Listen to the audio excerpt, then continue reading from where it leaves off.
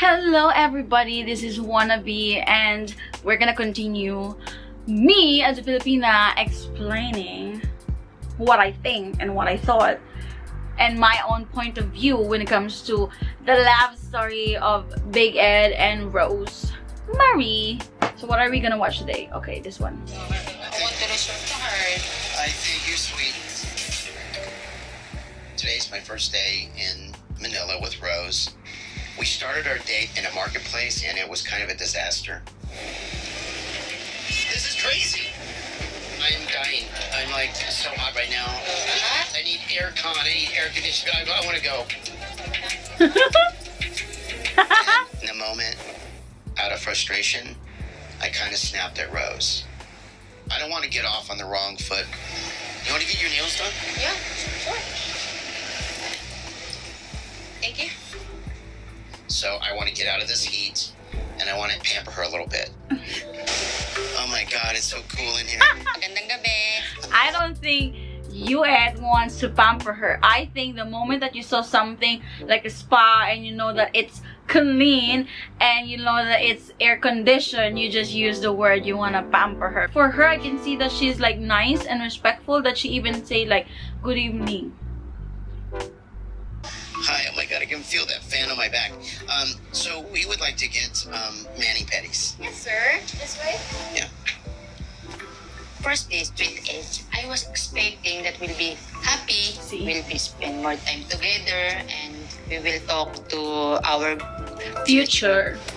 Take your time. Are you okay? Yeah, oh my God, it's so cool in here. But when Ed got stressed, he behaves bad. So I feel not good. He need to calm down. Yeah, exactly. Men don't have pedicures here. Not normally. They don't know what they're missing. Yeah. I know you are tired on market, so I want you to relax. Yeah. I'm sorry, I kind of lost it there. I didn't mean to get mad at you. Don't worry, I'm here on your side.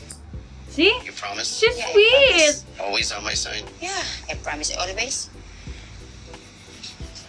He's just a liar. So Rose, I just can't shake this. And I know I keep asking you again and again, but I'm just That's your concern.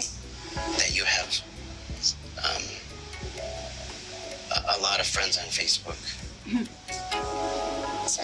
It's a friend, but we not to talk to. So are any of them any of your ex-boyfriends? Oh, Jesus. No, not.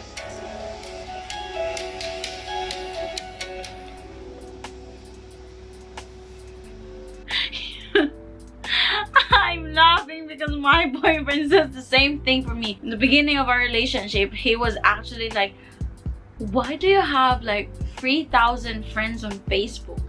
Do you know all of those? And to be honest, Facebook is really a big thing for Filipino way back before, when there was like Instagram or YouTube or TikTok. Facebook is like everyone's like media or social media platform in the Philippines, like since before. For my case, the reason why I had 3,000 friends during that time, which is, by the way, now I only have like 800, I think. I mean, my boyfriend didn't even stop me from doing that. I just felt like he was right, because I started unfriending last year, the moment that I realized that I actually know this person, but we're not close, or we're not close anymore, and we don't even interact. So like, what's the point? So I was like literally like unfriending a lot of people. So sorry for those people unfriended. It's just like, it's more easy and it's more convenient for me. Okay, it doesn't mean that I hate you. It doesn't mean that like I'm mean or so or whatsoever. It's just because there's no point of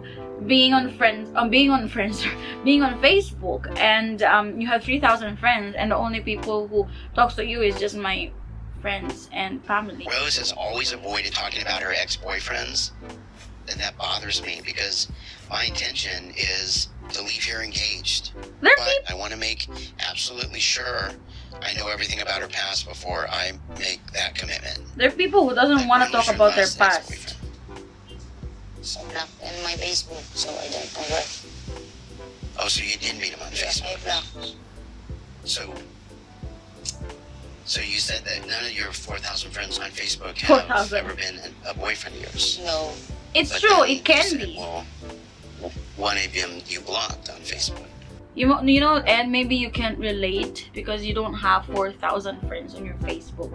And yes, I have 3,000 and none of that was even my ex. Because all of my ex are even blocked or unfriended. Okay, so some of your exes were on Facebook. Don't worry, it's you only. See? He doesn't trust her. In my mind, I'm like, okay, Rose just lied to me about having ex-boyfriends on her Facebook. But then I'm like, there is a language barrier, so maybe she didn't understand my question. Since we've been like dating on Facebook, have you been faithful to me? I'm faithful to you. I don't have chat any guy on my Facebook. It's only you. Ed. Before you go to the Philippines, you need to trust the woman. Before you even commit to a particular woman, you're so old, you have a daughter, you've been married, you need to trust, okay? This is not you. After 28 years, you've been single, and for the first time, you will have a girlfriend after 28 years. You need to trust first. You're not trusting. That's it. If you didn't trust her, you should have stayed to your country and like build the trust first and then go there, rather than go there, complain, talk about the past. It's so annoying. He's like a, I'm not gonna say it. He's like a nini. So I say to you, trust me. See, she said it. I don't know anything about your past. I don't want. You don't want to tell me your past. Okay. Before, I'm really annoyed when I'm in a relationship with someone and they don't want to talk about the past because they always say that it's nothing to talk about. It's not something to talk about. Or maybe, you know, you can ask that question on some other times where it can relate on that particular situation. Like, for example, you went to a restaurant, okay? And let's say you were guys eating, Rose is enjoying, and then Ed, you can ask, oh, I just wanted to know, you've been here before? Like, like your ex-boyfriend bring you here before, or have you treated like this before? In a good way, Ed, huh? Not in a way where like she's gonna be offended, and then she's gonna say like, no, I've never been in like this restaurant before, or nobody even like treated me like this, and then boom, one of your question has been answered. Keep on. It's like the day one. Oh my god. I keep on forgetting that it's the day one of him being in the Philippines, and I keep forgetting that he can ask that question on call or privately without camera. I don't want to back my past. So I want to see my future with you. She speaks what she wants to say. I have no idea how many relationships he's had, and is giving me more of a reason not to trust her. Oh God. Relax. Okay, don't worry, okay? You went to a he put her in a salon or in a spa. Even himself want to pamper her, and then he is now stressed while doing this manicure pedicure. What kind of a person would go to a manicure pedicure salon, foot spa, or whatever spa you call that in your country, and then talk about something that will give you anxiety or distress? I don't get it. I don't go to a manicure and pedicure or even a massage place, and then during that time I'm gonna think about all of my problems. What kind of a person are you? It makes me concerned that I could be her way out. She would come to the U.S. pretending to love me. It's normal. And I support her and her son to get here, and then she leaves. It's normal.